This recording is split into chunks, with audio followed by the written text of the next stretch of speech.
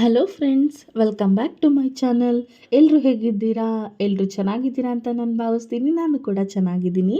ಇವತ್ತು ನಿಮಗೆ ಒಂದು ಸ್ವೀಟ್ ರೆಸಿಪಿನ ತೋರಿಸ್ತಾ ಇದ್ದೀನಿ. ಪೈನಾಪಲ್ನಲ್ಲಿ ಕೇಸರಿ ಬಾತ್ ಮಾಡ್ಕೊಳ್ಳೋದನ್ನ ಹೇಗೆ ಅಂತ ಹೇಳಿ ನಿಮಗೆ ಸ್ಟೆಪ್ ಬೈ ಸ್ಟೆಪ್ಪು ತೋರಿಸೋದಕ್ಕೆ ಬಂದಿದ್ದೀನಿ. ಇದು ಮಾಡೋದು ತುಂಬ ಸುಲಭ ಹಾಗೂ ತುಂಬ ರುಚಿಯಾಗಿರುತ್ತೆ. ನೀವು ಕೂಡ ಒಮ್ಮೆ ಇದನ್ನು ಟ್ರೈ ಮಾಡಬೇಕು. ಇದು ಹೇಗೆ ಮಾಡೋದು ಅಂತ ಹೇಳಿ ನಿಮಗೆ ತೋರಿಸ್ತೀನಿ. ಅದಕ್ಕೂ ಮುಂಚೆ ನಮ್ಮ ಚಾನಲ್ಗೆ ವಿಸಿಟ್ ಮಾಡಿ ಈ ಒಂದು ವಿಡಿಯೋನ ಮೊದಲನೇ ಸಲ ನೋಡ್ತಾ ಇದ್ದರೆ ನಮ್ಮ ಚಾನಲ್ಗೆ ತಪ್ಪದೆ ಸಬ್ಸ್ಕ್ರೈಬ್ ಆಗಿ, ಹಾಗೆ ಪಕ್ಕದಲ್ಲೇ ಕಾಣೋ ಬೆಲ್ ಐಕನ್ನ ಪ್ರೆಸ್ ಮಾಡ್ಕೊಳ್ಳೋದನ್ನ ಮರಿಬೇಡಿ. ಮೊದಲನೇದಾಗಿ ನಾನಿಲ್ಲಿ ಒಂದು ಪಾತ್ರೆ ಇಟ್ಕೊಂಡಿದ್ದೀನಿ. ಅದಕ್ಕೆ 1 ಕಪ್ ಆಗೋಷ್ಟು ನೀರನ್ನು ನಾನಿಲ್ಲಿ ಬಳಸ್ತಾ ಇದ್ದೀನಿ. ಅದೇ ಒಂದು ಕಪ್ನಲ್ಲಿ 1/4 ಕಪ್ ಆಗೋಷ್ಟು ಸಕ್ಕರೆನ ನಾನು ಹಾಕೊಳ್ತಾ ಇದ್ದೀನಿ. ನಂತರ ಇದಕ್ಕೆ 1 ಕಪ್ ಆಗುವಷ್ಟು ಅಥವಾ 1 ಕಪ್ ಮೇಲೆ ಒಂದು 3 ಸ್ಪೂನ್ ಆಗುವಷ್ಟು ನಾನಿಲ್ಲಿ ಪೈನಾಪಲ್ನ ತಗೊಂಡಿದ್ದೀನಿ. ನೋಡ್ತಾ ಇರ್ಬೋದು, 3 ಸ್ಪೂನ್ ಆಗುವಷ್ಟು ಅಷ್ಟೇ, ಅಥವಾ 1/4 ಕಪ್ ಅಂತನಾದರೂ ನೀವು ಕನ್ಸಿಡರ್ ಮಾಡ್ಬೋದು. ಹಾಕೊಂಡು ಅದನ್ನು ಸಕ್ಕರೆ ಒಂದು ಮಿಶ್ರಣದಲ್ಲಿ ಕರಗಿಸ್ಕೊಳ್ತಾ ಇದ್ದೀನಿ.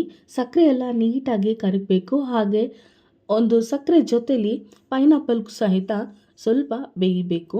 ನೋಡ್ತಾ ಇರ್ಬೋದು, ಈಗ ನೀರು ಕಮ್ಮಿ ಆಗ್ತಾ ಬಂತು. ಅದಕ್ಕೆ ನಾನು ಇಲ್ಲಿ ಇನ್ನೊಂದು ಕಪ್ ನೀರನ್ನ ಹಾಕೊಳ್ತಾ ಇದ್ದೀನಿ. ಒಟ್ಟಾರೆಯಾಗಿ ನಾನು 2 ಕಪ್ ನೀರನ್ನು ನಾನಿಲ್ಲಿ ಬಳಸಿದ್ದೀನಿ. 1/4 ಕಪ್ ಆಗೋಷ್ಟು ನಾನು ಪೈನಾಪಲ್ ತೊಗೊಂಡಿದ್ದೆ, ಅದಕ್ಕೆ 2 ಕಪ್ ಆಗೋಷ್ಟು ನೀರನ್ನು ಬಳಸಿದ್ದೀನಿ. ಹಾಗೆ ಸಕ್ಕರೆನ ನಾನು 3/4 ಕಪ್ ಆಗೋಷ್ಟು ಹಾಕೊಳ್ತಾ ಇದ್ದೀನಿ. ನೋಡ್ತಾ ಇರ್ಬೋದು, ಆಗಲೇ ನಾನು 1/4 ಕಪ್ ಆಗೋಷ್ಟು ತೊಗೊಂಡಿದ್ದೆ. ಒಟ್ಟಾರೆಯಾಗಿ 1 ಕಪ್ ಆಗುವಷ್ಟು ಸಕ್ಕರೆನ ನಾನಿಲ್ಲಿ ಬಳಸಿದ್ದೀನಿ. ನೀವು ಇದನ್ನು ಸಿಹಿಗೆ ತಕ್ಕಷ್ಟು ಬಳಸ್ಕೊಳ್ಬೋದು. ನೋಡಿ ಎಷ್ಟು ಸ್ಮೂತ್ ಆಗಿದೆ ಪೈನಾಪಲ್. ಅದಾಗಿದ್ದ ನಂತರ ನಾನು ಅದನ್ನು ಎತ್ತಿಟ್ಕೊಂಡು ಇಲ್ಲಿ ನಾನು 1/4 ಕಪ್ ಆಗೋಷ್ಟು ತುಪ್ಪಕ್ಕೆ 1/4 ಕಪ್ ಆಗೋಷ್ಟು ಎಣ್ಣೆನ ಮಿಕ್ಸ್ ಮಾಡ್ತಾ ಇದ್ದೀನಿ. ಇದೇನಪ್ಪ ಎಣ್ಣೆ ಜೊತೆಲಿ ತುಪ್ಪ ಮಿಕ್ಸ್ ಮಾಡ್ತಿದ್ದಾಳೆ ಅಂತ ಅನ್ಕೋಬಹುದು. ಆದರೆ ಹೋಟೆಲ್ನಲ್ಲೆಲ್ಲ ಇದೇ ರೀತಿಯಾಗಿಯೇ ಮಾಡೋದು. ಅದು ಸ್ವಲ್ಪ ಕರಗಿದ ನಂತರ ನಾನೇನು ಮಾಡ್ತಾ ಇದ್ದೀನಿ, ಎತ್ತಿಟ್ಕೊಳ್ತಾ ಇದ್ದೀನಿ. ಈ ಒಂದು ಮಿಶ್ರಣ ನಮಗೆ ಆಮೇಲೆ ಉಪಯೋಗಕ್ಕೆ ಬರುತ್ತೆ, ಹಾಗಾಗಿ ಅದನ್ನು ಎತ್ತಿಟ್ಕೊಳ್ತಾ ಇದ್ದೀನಿ. ಉಳಿದಿರುವಂತಹ ಎಣ್ಣೆ ಮತ್ತು ತುಪ್ಪದ ಮಿಶ್ರಣಕ್ಕೆ ನಾನಿಲ್ಲಿ ಡ್ರೈ ಫ್ರೂಟ್ಸ್ನ ಹಾಕ್ಕೊಳ್ತಾ ಇದ್ದೀನಿ.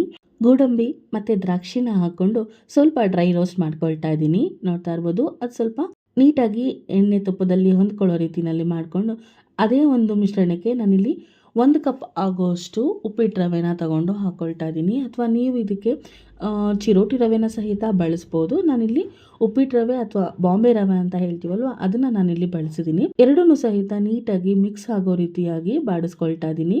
ಸ್ವಲ್ಪ ಬಣ್ಣ ಬದಲಾಯಿದ್ರೆ ಸಾಕಾಗುತ್ತೆ. ನೋಡ್ತಾ ಇರ್ಬೋದು, ಇವಾಗ ಬಣ್ಣ ಬದಲಾಗಿದೆ. ಇದೇ ಒಂದು ಮಿಶ್ರಣಕ್ಕೆ ನಾನಿಲ್ಲಿ ಆಗಲೇ ರೆಡಿ ಮಾಡಿ ಇಟ್ಕೊಂಡಿರೋಂತಹ ಪೈನಾಪಲ್ ಮಿಶ್ರಣವನ್ನು ಹಾಕ್ಕೊಳ್ತಾ ಇದ್ದೀನಿ. ಈಗ ರವೆ ಮತ್ತು ಪೈನಾಪಲ್ ಎರಡೂ ಸಹಿತ ನೀಟಾಗಿ ಹೊಂದ್ಕೊಳ್ಳೋ ರೀತಿಯಾಗಿ ಬಾಡಿಸ್ಕೊಳ್ತಾ ಇದ್ದೀನಿ.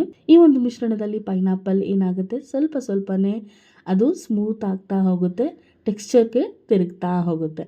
ನಂತರ ಇದಕ್ಕೆ ಆಗಲೇ ಇಟ್ಕೊಂಡಿರುವಂತಹ ತುಪ್ಪ ಮತ್ತು ಎಣ್ಣೆ ಮಿಶ್ರಣವನ್ನು ಸ್ವಲ್ಪ ಹಾಕ್ಕೊಂಡು ನೀಟಾಗಿ ಬಾಡಿಸ್ಕೊಳ್ತಾ ಇದ್ದೀನಿ. ನಾನಿಲ್ಲಿ ಫುಡ್ ಕಲರ್ ಆಗಿ ಏನು ಉಪಯೋಗಿಸ್ತಾ ಇಲ್ಲ, ಹಾಗಾಗಿ ಹಾಲಿಗೆ ಕೇಸರಿನ ಹಾಕ್ಕೊಳ್ತಾ ಇದ್ದೀನಿ. ನೆನೆಸಿ ಇಟ್ಟಿದ್ದೆ ನಾನು ಒಂದು 10 ನಿಮಿಷಗಳ ಕಾಲ, ಅದನ್ನು ಹಾಕ್ಕೊಂಡೆ. ಆಗಲೇ ಉಳ್ಕೊಂಡಿರುವಂತಹ ಎಣ್ಣೆ ತುಪ್ಪದ ಮಿಶ್ರಣವನ್ನು ಸಹಿತ ಇನ್ನೊಂದ್ಸಲ ಹಾಕಿ ಸ್ವಲ್ಪ ಸ್ಟೀಮ್ನಲ್ಲಿ ಬೇಯೋದಕ್ಕೆ ಬಿಡ್ತೀನಿ. ಒಂದು 3 ನಿಮಿಷಗಳ ಕಾಲ ಅದನ್ನು ಬೇಯೋದಕ್ಕೆ ಬಿಡ್ತೀನಿ.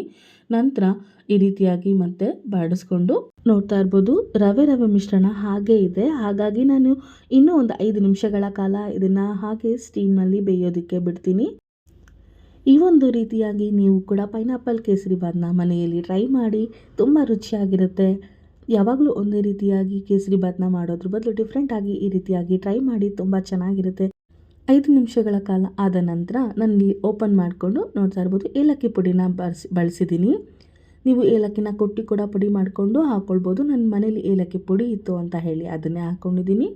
ಈಗ ಎಲ್ಲನೂ ನೀಟಾಗಿ ಇನ್ನೊಂದು ಸಲ ಮಿಕ್ಸ್ ಮಾಡ್ಕೊಳ್ತಾ ಇದ್ದೀನಿ. ನೋಡ್ತಾ ಇರ್ಬೋದು, ಎಷ್ಟು ಚೆನ್ನಾಗಿ ಬಣ್ಣ ಕೂಡ ಬದಲಾಗಿದೆ ಮತ್ತು ಸ್ಮೂತ್ ಟೆಕ್ಸ್ಚರ್ಗೆ ಕೂಡ ಬಂದಿದೆ. ನೋಡಿ ಎಷ್ಟು ಚೆನ್ನಾಗಿದೆ, ಬಾಯಲ್ಲಿಟ್ಟರೆ ಕರಗುತ್ತೆ ಹಾಗಾಗಿದೆ ಒಂದು ಪೈನಾಪಲ್ ಕೇಸರಿ ಬಾತು. ನೋಡ್ತಾ ಇರ್ಬೋದು ಎಷ್ಟು ಚೆನ್ನಾಗಿ ಆಗಿದೆ ಅಂತ ಹೇಳಿ. ತುಂಬ ರುಚಿಯಾಗಿರುತ್ತೆ. ಖಂಡಿತ ನೀವು ಕೂಡ ಮನೇಲಿ ಒಮ್ಮೆ ಟ್ರೈ ಮಾಡಿ ನೋಡಿ ಹೇಗೆ ಬಂತು ಅಂತ ಹೇಳಿ ಕಮೆಂಟ್ ಸೆಕ್ಷನಲ್ಲಿ ಕಮೆಂಟ್ ಹಾಕೋದನ್ನು ಮರಿಬೇಡಿ. ಈ ವಿಡಿಯೋ ಏನಾದರೂ ನಿಮಗೆ ಇಷ್ಟ ಆಗಿದರೆ ಅಥವಾ ಹೆಲ್ಪ್ಫುಲ್ ಅಂತ ಹೇಳಿ ಅನಿಸಿದರೆ ಖಂಡಿತ ಲೈಕ್ ಮಾಡಿ, ನಿಮ್ಮ ಫ್ರೆಂಡ್ಸ್ ಫ್ಯಾಮಿಲಿ ಮೆಂಬರ್ಸ್ಗೆ ಆದಷ್ಟು ಈ ವಿಡಿಯೋನ ಶೇರ್ ಮಾಡಿ ಅಂತ ಹೇಳ್ತಾ, ಇದಾಗಿತ್ತು ಇವತ್ತಿನ ವಿಡಿಯೋ. ಮತ್ತಷ್ಟು ಹೊಸ ರೆಸಿಪಿ ಜೊತೆ ನಿಮಗೆ ನೆಕ್ಸ್ಟ್ ವಿಡಿಯೋದಲ್ಲಿ ಸಿಗ್ತೀನಿ. ಅಲ್ಲಿವರೆಗೂ ನಮ್ಮ ಚಾನಲ್ನ ಇದೇ ರೀತಿ ವಾಚ್ ಮಾಡ್ತಾ ಇರಿ ಅಂತ ಹೇಳ್ತಾ, ಥ್ಯಾಂಕ್ ಯು ಫಾರ್ ವಾಚಿಂಗ್.